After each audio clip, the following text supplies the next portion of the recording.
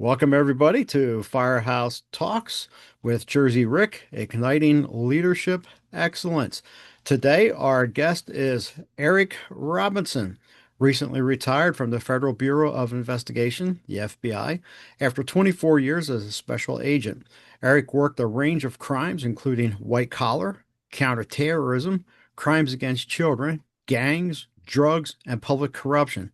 He served as a SWAT operator, a firearms instructor, and a tactics instructor. Eric will soon release his first book, a collection of the humorous, surprising, and intriguing moments from his career. The memoir combines his years in law enforcement with his career prior to the Bureau. Eric joined the FBI after 12 years in Christian ministry, to include pastor in a Baptist church in Western New York. With a background as a pastor and years of experience in human intelligence, recruiting, and in developing informants, Eric is a gifted and easy speaker. He uses humor to disarm and a quick wit to win people over. Eric, welcome to Firehouse Talks with Jersey Rick. Thank you very much, Rick. I tell people often that I went from preacher to breacher because I opened the doors for our SWAT team, and I was listening to one of your past podcasts where your guest was talking about the science of firefighting, and I thought that's perfect because as a breacher, people say, "Oh, big man just hit door," and they don't realize that there's so much of a science Mm. to it. You look at firefighters, you're like, "Yep, just overwhelm it with water. That's what you do." And it was interesting to see that connection of people misunderstanding. I was one of like so much of the science that goes into these things that we have to do. Yeah, absolutely. And you may find this interesting that in my fire department here, Loveland Fire Rescue in northern Colorado, back, I think it was approximately 2006, our fire chief approached the police chief and we created a attack fire unit, which is still Right. in effect today, and it became a force multiplier for the SWAT guys. And typically, we got a fire guy driving the Bearcat, and the fire guys are doing the breaking and the breaching and anything related to fire. And so, initially, there was some skepticism on the law enforcement side, but it has really panned out very, very well Well, over the years. the breacher is the most important member of the team because if you don't get the door open, you can't get the job done. Also, you're the least valuable because you're standing right in front of a door with your side exposed and no gun. So most important, least valuable. Yeah. So, Eric, read your bio there. Could you fill in the blanks that wasn't in the introduction? Yeah, I spent about a dozen years in Christian ministry, and my wife and I, along with some core Christians, planted a church in Western New York, and we meant it to be a place where it would reach out to people who may not feel comfortable in church, didn't grow up there. We didn't want to just shuffle Christians back and forth. We wanted to reach people who didn't fit in. Hmm. And we were very successful and we did well and people really were drawn to it. But one of the issues I found was that people who didn't grow up in church are sometimes coming with more personal problems. Uh-huh. And that's fine. But the difficulty I had was I was not able to unburden myself from their problems. Mm. And so I spent 2 years every single day with a stress related headache because I just carried it. And one day I told my wife, I can't do this anymore. This is the way I want to do church, but I can't do this. Uh-huh. So on a whim, I thought, well, the FBI sounds pretty cool. And this is before computers. Like this is like barely the internet was around. So this was all on paper of filling it out and went through the process. And they took me on. And I thought that's a little surprising. I had a background in studying Islam.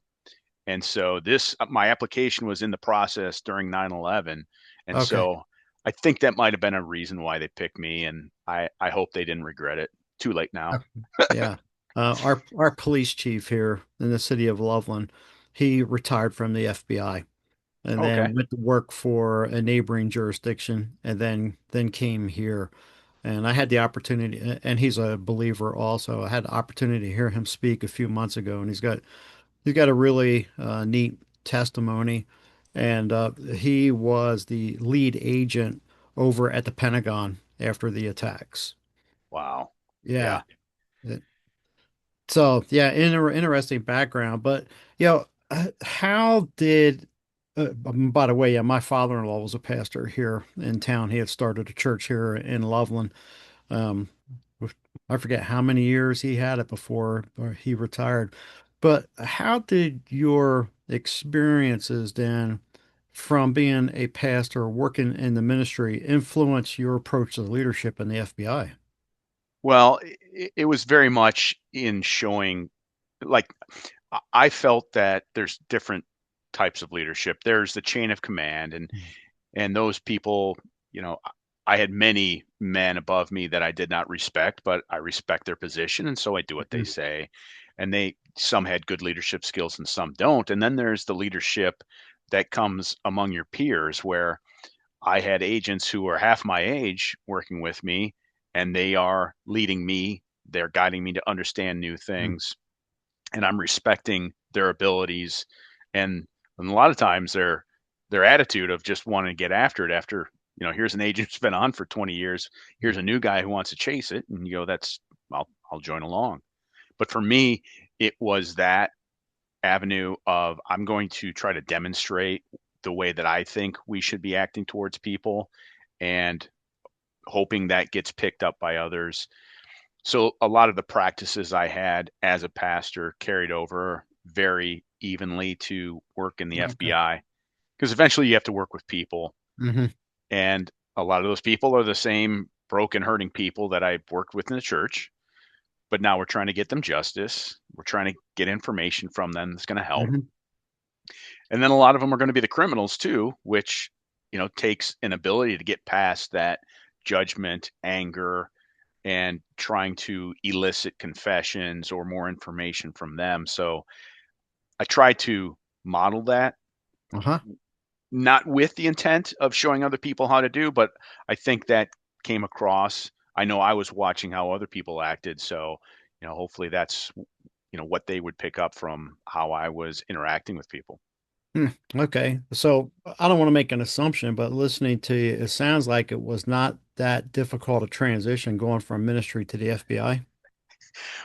Well, I'd never handled a gun before, so there was that. I stayed physically fit, and so that part, was not so hard. But it wasn't long before I felt that this felt better. This felt more like Mm. me. Uh, Being in ministry, as my body showed, was uncomfortable in that even though I knew the Bible, I knew how to work with people, I was doing things well. Wrongly, I felt like I had to be perfect and wear a mask and always Mhm. be the one who never failed. I think that's a bit symptomatic of the Baptist church that I came from too. But in the FBI, I could just do my best, do well, and have others around me supporting it. And I didn't feel like it was too much of a stretch to say, well, obviously I was doing God's works in the church, Yeah. but I was doing God's work in law enforcement to bring justice for people. I would assume that's the same with firemen, that you look Mhm. at it as this is God's work because you are Yeah. rescuing, helping, sustaining your community. Yeah, absolutely. I've always looked at it as a calling, not as a job. I never looked at it as a job, and it was just a deep calling. And you're talking about the ministry. I mentioned my father-in-law. The ministry is hard. It's a hard life, and I saw the physical and the emotional and the mental toll that it took on him. A question that popped into my mind related to when you graduated from the FBI Academy. In the military, we had the dream sheet. Yeah, you fill out, your top five locations stateside and Yep. three, I think it was three overseas, where and you're dreaming if you think you're going to get that. Did the FBI have something similar to that? Yeah, absolutely. So for me, 25, 24 years ago, it was week 5 that you found out, and you put in where you want to go, and then you'd stand up and say, "Here's where I want to go. Here's where I think I'm going to go." And oh, looks like I'm going here. So my wife and I did some schooling in Chicago, so I had No. Chicago fairly high. So I got Chicago. What's great about the FBI is that they have changed, and this is the way it always should have been. That if you process out of this office in your hometown, you can now have a decent chance of going right back there. So you're not even Okay. selling the house. Mm. And I had a buddy who was a task force officer in Canton, Ohio, and he joined the FBI and they put him right back on the same squad. He was Huh. just gone for a few months. And that's perfect. That's perfect. That's the way it should be. Less stress from spouses having to get new jobs and you sell the house and kids are moved. So it's much better now. Yeah, my neighbor, he passed away now several years ago, but he had retired from the FBI. Born and raised in Chicago, him and his wife both, born and raised in Chicago. He went into the Marine Corps, went to the FBI after the Marine Corps, and we would stand at the fence and talk quite a bit. He says, "Imagine this, Rick." He says, "Here I am, born and raised in Chicago. I got out of the academy." He says, "My first assignment, they sent me to Birmingham, Alabama to monitor any civil rights violations during an election." He said, "You talk about somebody, being totally out of the environment." Yeah. And now people can go back to where they already have connections. Previously the FBI said, "Oh, those connections are going to be corrupting." Mm, And now you realize, no, that's going to help me do my job better. yeah. Like this cop probably had informants that he can now say, "Hey, you want to be a federal informant?" All those connections that you take years to develop, you've already got.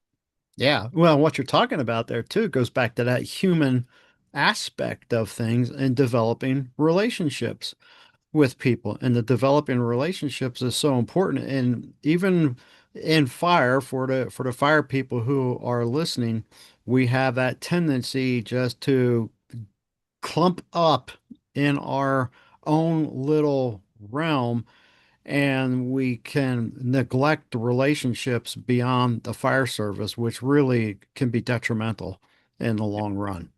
Yeah. So, as a former SWAT operator, what were some of the unique leadership challenges you faced in those high pressure situations, and how did you navigate through them, Eric?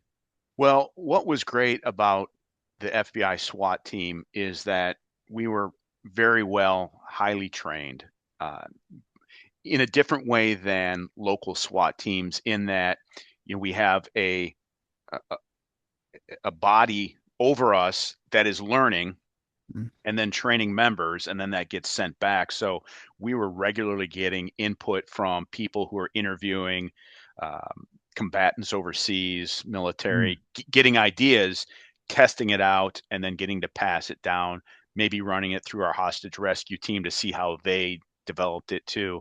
And so there was not stagnancy. And with that, we're getting weekly training, weekly operations, and we have a chain of command. We have a senior team leader. We mhm, had two team leaders off of there, and then ATLs off that. And so, they're making the calls, they're making the plays, asking for input as we set up our plan. But at the same time, if I am in a situation that it's initiative based tactics, if if I see something, I'm calling it, and guys are moving on me. So here's the plan that our senior team leader laid out in conjunction with everyone else.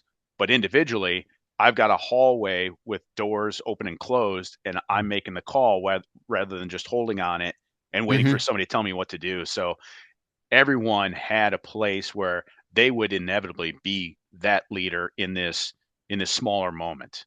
Here's the okay. overall plan, and now I've got a lead as Mhm, to clearing the top floor, catching a runner, addressing somebody who wants to fight, whatever it is. I'm not waiting for those orders. mhm. What steps did you take to improve your situational awareness throughout the years? I so when I joined the FBI, first of all, the cue that I made the right choice was the day that I got accepted. My headaches went away, so I thought, Mm. okay, this is right. This was the right choice. um, but I was, as soon as I got accepted, I went, this is awesome. This is amazing. And I never lost that idea of this is remarkable that I get to do this because I'm just a guy. Mhm, And so along the way, I would often, especially near the end of my career, just pause and look around and like try to take pictures with my mind of absorbing this and be mindful. How do I feel? What am I experiencing? What have I learned? How have I gotten here? And so rather than just going on autopilot, I found that I needed to do that to now gain from what I was doing. When I was a Before I was a firearms instructor, our primary firearms instructor challenged me, said, "Hey, you should be a firearms instructor." And I said, "Yeah, I'm in a decent shop, but I'm not that good." And then I took 3 months where I would go on my own to the range, and I would shoot by myself under no pressure, and I would think, "What happened with this grip and this breathing and this stance, and where did my shot go?" And that made me a very good shot from being a decent one. So it's that mindfulness for me of observing what's going on and what I'm experiencing in the moment. Okay. Yeah, that observation. So one of the things I like to talk about when I have guests on, from a fire and law enforcement is that area of personal and professional development. Could you address that a little bit from post academy, what you did above and beyond what the FBI was requiring of you? Yeah, one thing that's great about the FBI is, unlike Secret Service or DEA, where you've got a fairly narrowed focus, I got to work, I think, everything but about cyber and foreign counterintelligence, and I even dabbled in that a decent bit. Um, so you can work many different things, and also with that, there's many opportunities to then go to trainings. Mm, And so with SWAT, there are classes you can take that are going to make you better. But the whole point of them is, okay, now that you're better, take this back and now you can train your guys. So I sought that. I would get that from mm, my colleagues. There was always somebody, and again, 24 years in, I'm talking to guys 3 to 5 years in, and they're saying, "Oh, yeah, I went to this class. Maybe you didn't know about this tool that the FBI has." And I'm like, "Yeah, I didn't know." Like, so there's always someone coming back like Beowulf, like going out on an adventure and bringing back that mhm, knowledge and that value to the community. So, one day it's my turn, the next day it's my buddy's turn, the next day it's someone else, and they mhm. are all bringing that back to make our little squad or our area better. Yeah, I like that. I think in what I have seen throughout my career in the fire service, all too often people would go to an outside training and then they would come back and essentially it would die right there. They hoard it. They hoard it. Yeah, yeah, If you want to know, exactly. come ask me, and I'll Yeah, do it.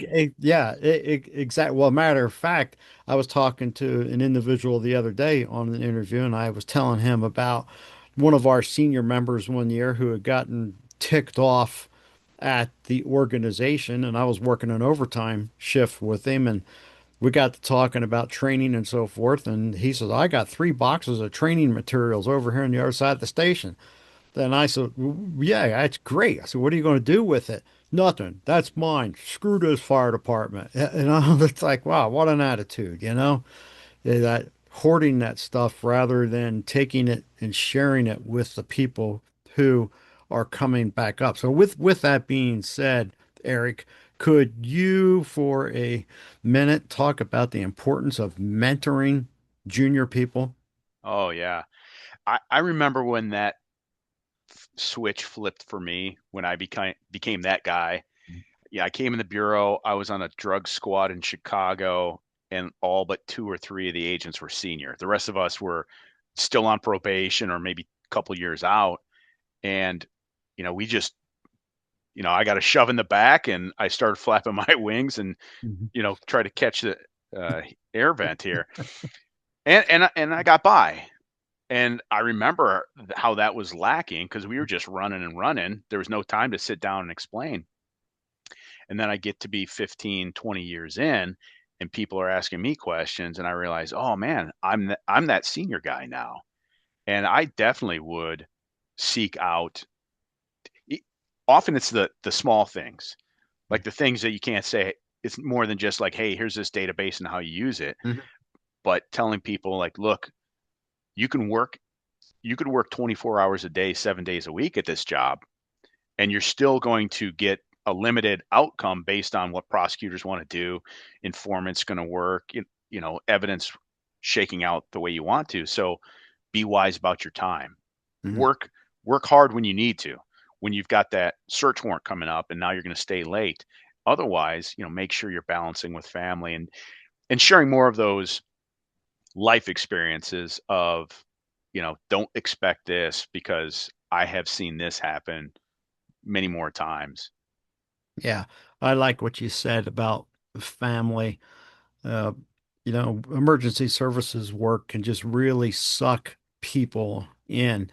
And I mentioned prior to us starting the recording, rode that fire engine behind me when I was 3 years old. I was hanging out at the firehouse, and I got some really good advice. Didn't necessarily understand it at the time until several years later, but from a retired lieutenant from the Philadelphia Fire Department that I knew. And he told me, he says, Rick, he says, a lot of firefighters got a mistress. And I thought, huh, and then he went on to explain, he said, and it's the fire department. And he says, if you're not careful, he said, you get married someday. And he said, you can have a mistress in the fire department and it will destroy your marriage. And he says, don't ever let that happen. Yeah. So when I was in the academy, one of my instructors told us, hey, guys, be careful because law enforcement can be hard on families. I'm on my fifth marriage. And I thought, Mm, no, that's wow. you. Five marriages is you. And actually, today is my 33rd wedding anniversary. So Congratulations. we've been at that. Uh, but there were times the way I saw it is I was going to miss days and I was going to miss some events, and that would pop up. Mhm. But I was always available for every other time. I'm not going to the bar. I'm not, spending my Sunday saying, leave daddy alone. He's golfing or has to watch football. If every other time I'm available and present, then I would hope that my family understands, yeah, dad's not coming home tonight because he's got to be on surveillance or whatever Mhm. it might be. So that's what I expected. Um, I hope everybody in the family took it that way that, hey, if I'm there all this time, this one's excused because, well, there's a bit of a priority. Yeah, and folks who are listening to this, I hope you're paying attention to what Eric is saying there. And for those of you who are regular listeners, you've heard me say this before. Any type of work, fire, law enforcement, EMS, it can be very, very rewarding. But in the end, this comes to an end.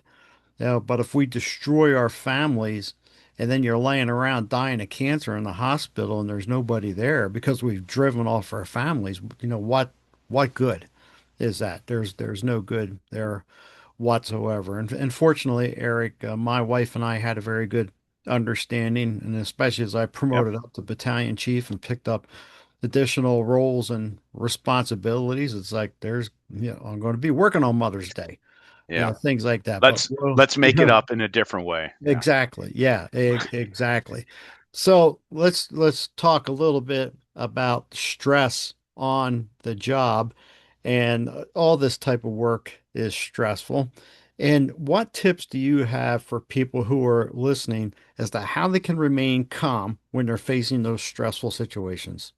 Well, for me, and I'm not trying to be distracted, I'm trying to get something off my phone to show you. For me, a lot of it was being physically fit. You have to be available, and knowing yourself, like, hey, if you've got that bad knee, back, overweight, whatever it is that prevents you from performing so that you can be available for your partners. It's like the guy going out, in a football game. It's one thing to gut it out and be tough, and it's another thing like, hey, you're harming the team. So Hmm. knowing to be fit and available. And for me, the stress, it was so much different than the stress I had in the church. The stress was my body doing what's necessary to get the job done. And then because of repetition and experience, it became fairly normal. So body says, got a job to do. Here we go. Here's a little boost. And now you're going to come back down. And there was never a time when I was on an operation doing an arrest that I ever felt the fear, which I think would be a much different stress because I knew I was capable and I knew all Hmm. these men around me were capable too. So I'm going to be safe. I'm going to be careful, but I didn't feel that stress that comes from fear. Okay. And as far as like, again, being physically available, so about a year and a half ago, we had an encounter with a subject and had to engage with him with deadly force. And the event was right in front of me. I was part of it too. And I'll show you this, and you can tell me the Ah, minute, the minute we engaged with him. yeah. I can So see that. Folks, if you're listening and you don't see this on the video, there's a substantial spike on what Eric just showed me in the heartbeat. yeah, 178 beats a minute. So my heart rate's going up a bit because I got to carry gear and we're getting ready, and there's Mhm. normally a little, body saying, let's go. And then for a short period where I had to perform, my body said, I'm going to give you everything you need right now because Mhm. we got to go. And then the dump came and I was back down because now we still had to clear the house. Now Mhm. we had to go back to what we were here for in the first place. And if I wasn't available, having experienced things like that, having had my body physically ready, you'd see that spike and then a plateau. And that's not good. That's Yeah. a death sentence. I'm not available for anybody then. But having done this for so many years, okay, now let's calm down and get your head straight. Yeah, the physical fitness and the mental fitness definitely contributes to being able to remain calm, coupled with continued Yeah. training. Yeah, and unfortunately, fortunately, I was with a fire department that train. We constantly train, so we were ready. But I have been in departments around the country that were training. What's that? Yeah. Well, and I assume when you're with the ones that are effective, you go into these situations where like your stress level is much lower because you're Hmm. just very comfortable. You're like, I got my job, I know what it is, and I don't even have to think about these guys. When you Yeah, go in with others, now your stress level is raised because you have to be vigilant to make sure this guy's actually getting done what he needs to as opposed to the other ones. absolutely. Yeah, Yeah. absolutely. And that played out sometimes on automatic aid or mutual aid calls. If it was a, crews that we weren't working with, on a consistent basis, like, okay, what are we going to get here? I had a thought that just popped into my mind too, because you were talking about when you were in the ministry, you were getting the headaches. Yeah. You joined the FBI and you said, "Wow, I made the right decision. No more headaches." And one of the areas that I struggled with in my career, unfortunately, I have a very godly wife that would help me out in this particular area that I'm going to talk about, and that is that fine line between caring for the people that you're working with versus you're just absolutely calloused. How did you manage that, Eric? Yeah, that's absolutely in a little different way, but also some of the same things would come up. So I worked a few years in crimes against children, and so Mm, part of, and then later working a national security case that involved images of gore and child sexual abuse, and so you can't look at that and not have any reaction mm, because if you get to that point, you're useless to humanity. Your family's no good because you've turned yourself off and you've explained it well. But also, I can't break down and cry every time I see this stuff. So yeah. there just had to be that acceptance, more of looking at it as like, as a matter of fact, I'm looking at a child being abused, and I'm not dwelling on that could be my Mm, child or I wonder what they're going through. It had to be a matter of I am going through evidence and I'm reviewing it.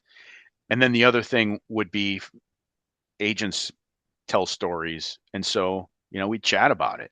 hmm. Not in a therapist sort of way, but in a way where we're just discussing it. Right. And when our SWAT team had gotten into that shooting and the subject died, our employee assistance program handled it perfectly with our team leader, Mm, just the way it should be. Not a mandated meeting with a therapist, not everybody talking necessarily about their feelings, but we went around one by one mhm, saying, what was your role and what did you experience? So, mhm. I mean, it was just like an after action review. Uh-huh. Except we knew that it was about, hey, we just killed a kid. So if feelings came out, they came out, but otherwise, we're just talking about it, and just that was very helpful. Yeah, yeah, that that is I chuckled because back in the earlier 90s, our department at that time thought that they should bring in a psychologist to study all three of our shifts. I was like, oh, this is great. And then the guy sat down and met with the shift that I was on, and he was from Austria, and he had this accent. And he says, "This shift is the most concerning for me. The black humor must stop right now. It must No, stop no. here." I looked at you. You don't know what you're talking about. The black humor is how you deal with it. Right? You, Absolutely, absolutely. you're saying, you and I just went through something tragic or difficult, and that black humor is a way of diffusing it Hmm. and saying, you think that's crazy. Here's a joke that's terrible, or just referencing what we went through is a matter of saying we're survivors. Yeah. Like if you talked about some fire where, your partner almost died, and then, oh my gosh, I pulled you out and I almost suffocated myself. You are saying we're still here. Hmm. We survived it. And that's necessary. Yeah, yeah. And when I moved up the ranks, became a company officer, and then certainly as a battalion chief, I would say, okay, yeah, here's the rule with this. Refrain from the black humor in front of the Yeah, public. absolutely.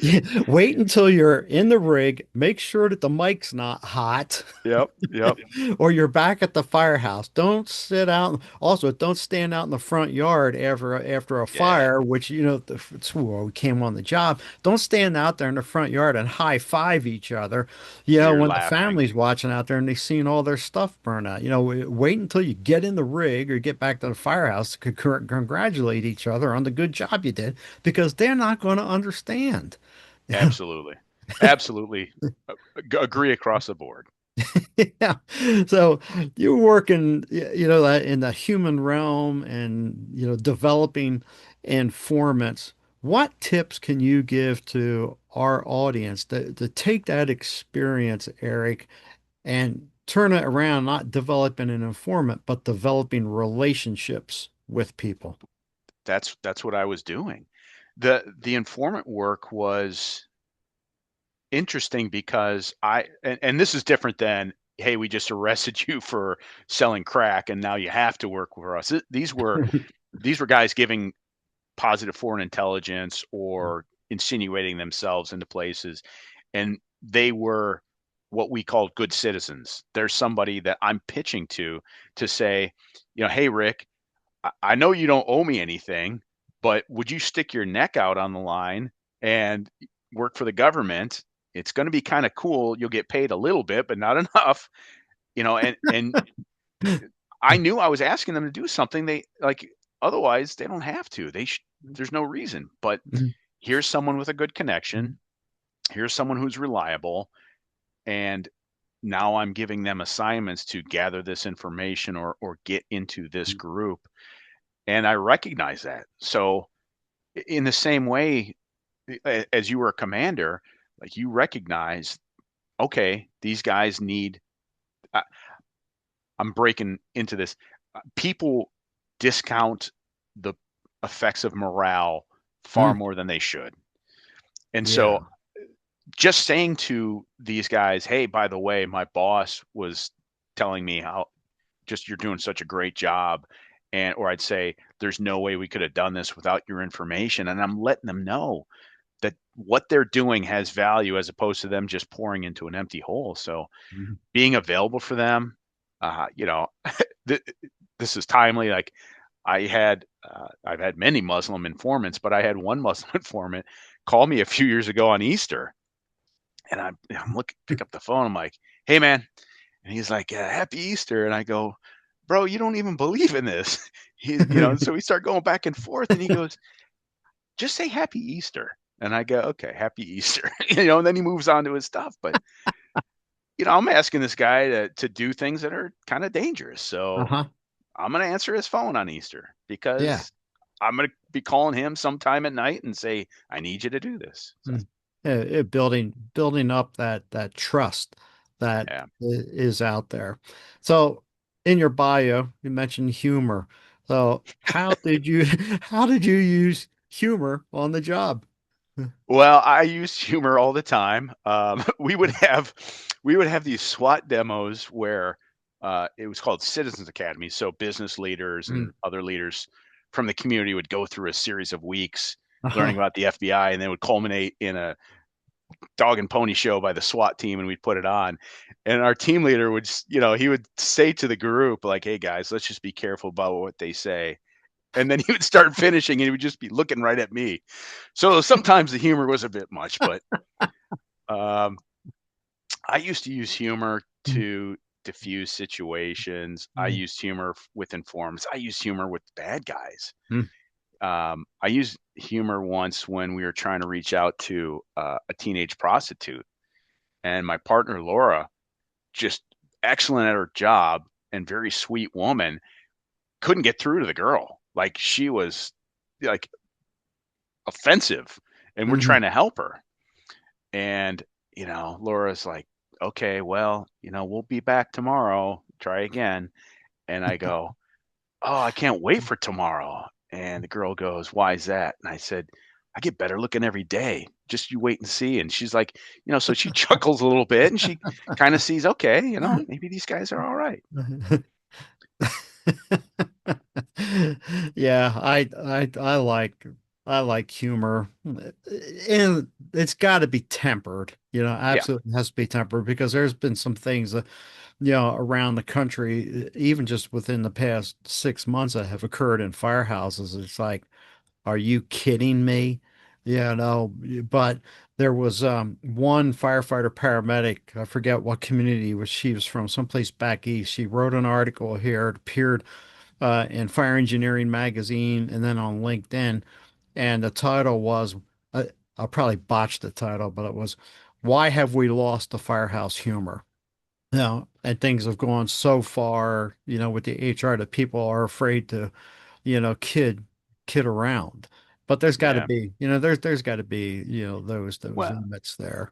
yeah, if you're not doing it to harm someone, Hmm. or if, you're eh, I revived the mom jokes on the SWAT team, and so guys would be laughing. I was like, hey, I'm talking to guys who literally could be my legitimate children. Hmm. I'd be like, hey, uh, yeah, they closed down the Strait of Hormuz, but before your mom visited there, it's just called the Strait of Moose. So you worried about that?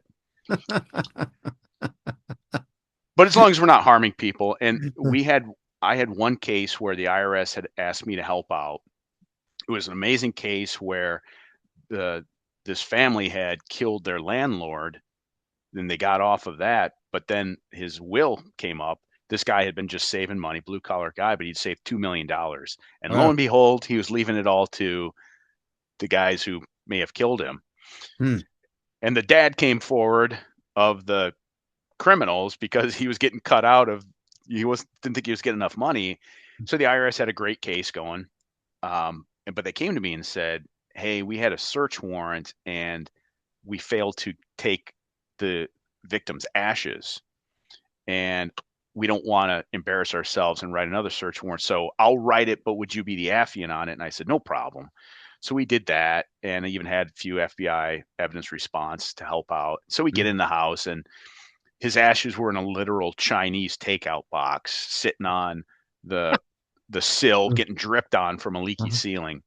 And they wanted to, like, these guys were going to say he loved us, that's why he left us the money, and the prosecution was going to say, if you guys loved him, I don't think you'd treat him like this. So I knew our prosecutors were going to stop by during the search, and they were both like, one was from the uh, military academy from West Point, and the other one had gone to Harvard and Yale. So very straight guys. And I knew they'd be coming by, so I had an Amazon box and I filled it with ashes from my fireplace. And then I cut a hole in the corner. And when they showed up, I came out of the garage and I lifted over my head with ashes spilling all over the driveway. And I said, I found it, guys. I found it. And they just went pale.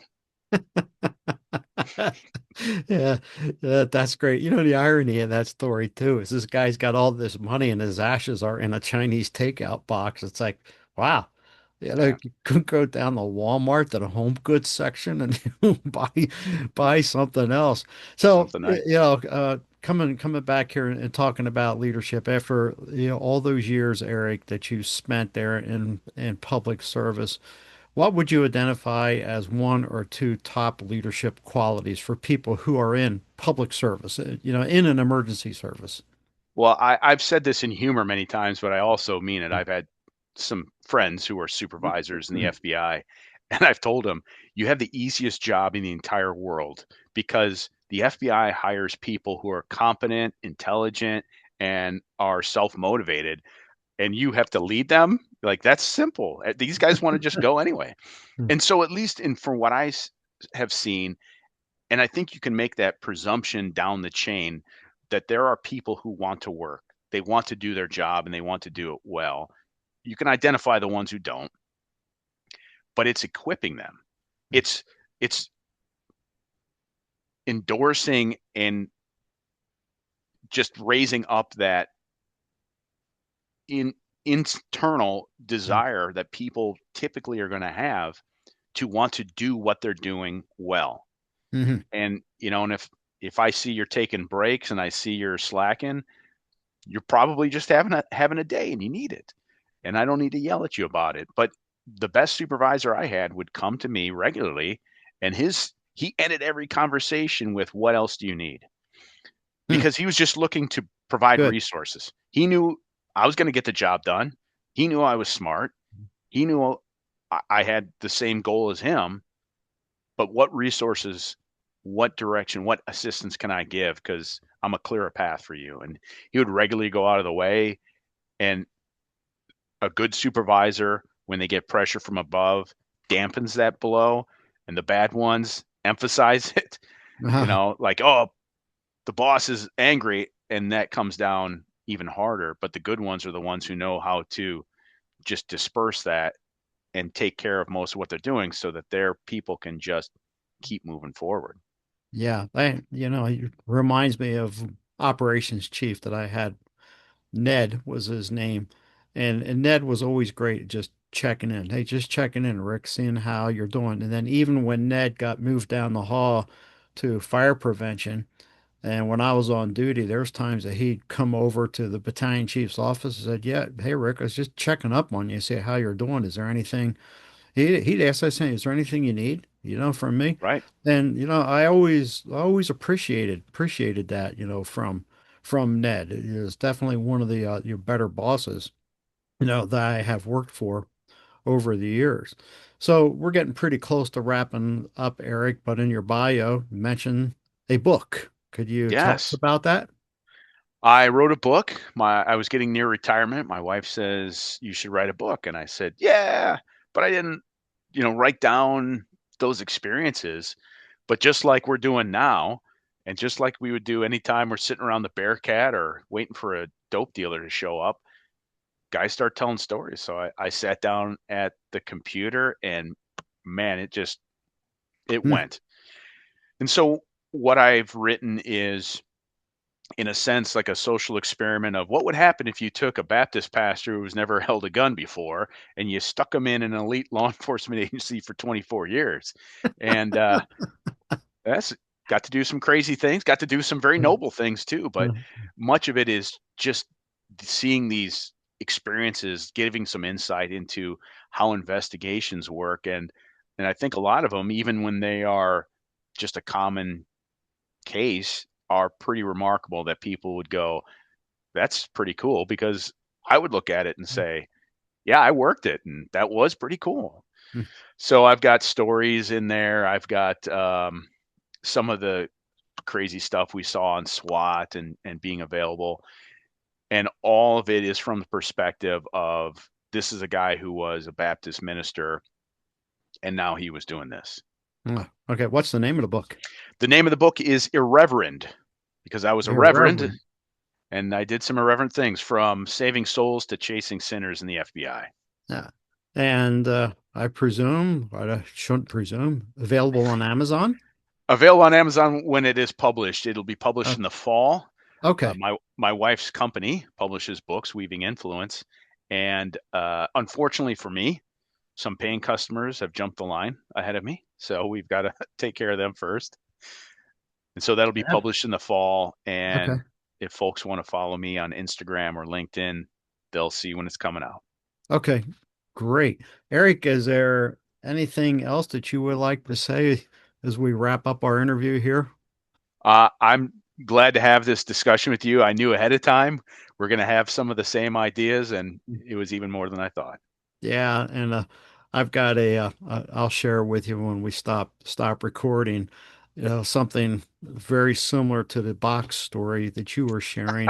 I know our listeners will say, "How come on, Rick, share that." Maybe some other time you'll have to tune back in and I'll share my Gonna save story it. related to ashes. But Eric, I appreciate your time here this morning. Your transparency, your candor, your sense of humor, and very much. And thank you for not only being in the ministry, but spending all those years in the FBI. That's it could be a hard life. You know, law enforcement, fire, EMS, and the Yeah. military. So, folks, if you have liked this, please share the episode. Please like, please subscribe.